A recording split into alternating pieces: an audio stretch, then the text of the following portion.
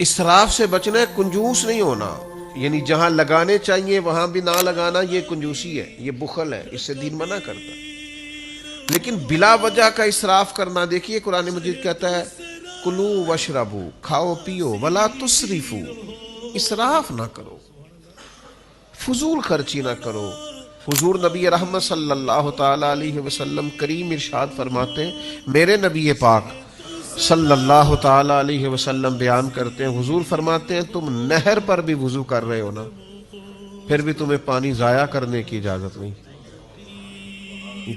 یعنی تمہارے پاس اتنا وسیع پانی موجود ہے کہ نہر ہی چل رہی ہے، تو وہاں بھی تمہیں یہ اجازت نہیں دی جا سکتی کہ تم پانی کو ضائع کرو، وہاں بھی جتنی تمہاری ضرورت ہے اتنا پانی حاصل کرو، ضیاء کی یہاں بھی گنجائش نہیں ہے۔ لیکن وہ جناب کمال ہو گئی، یہ بھی کھا لو وہ بھی کھا لو۔ ہمارا احباب سے ملنا ہوتا ہے، لوگ دین کے نام پر محبت کرتے ہیں، تو بعض جگہوں پہ کھانے کی دعوتوں پر جانے کا اتفاق ہوتا ہے، تو 10 کھانے، تو ہم ان سے کہتے ہیں میاں نہیں کھا سکتے، آپ نے ایک ہی کھانا پکا ہوا ہوتا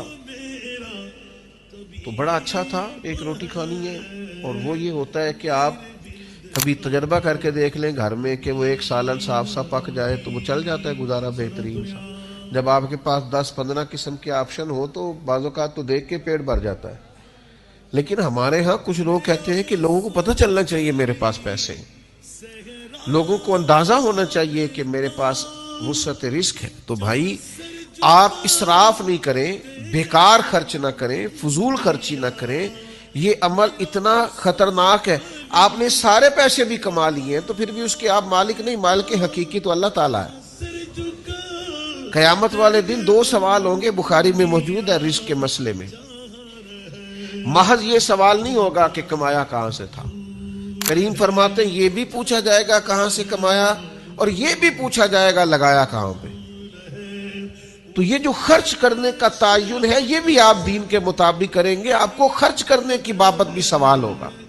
تو اسراف نہیں کریں۔ ہمارے ہاں کچھ لوگ بے جا ضائع کرتے ہیں، کچھ بیچاروں کی ضروریات پوری نہیں ہوتی، اور کچھ ایسے ہیں جو اسراف کر رہے ہوتے۔ اس اسراف سے بچیں، اپنے آپ کو اس سے بچائیں۔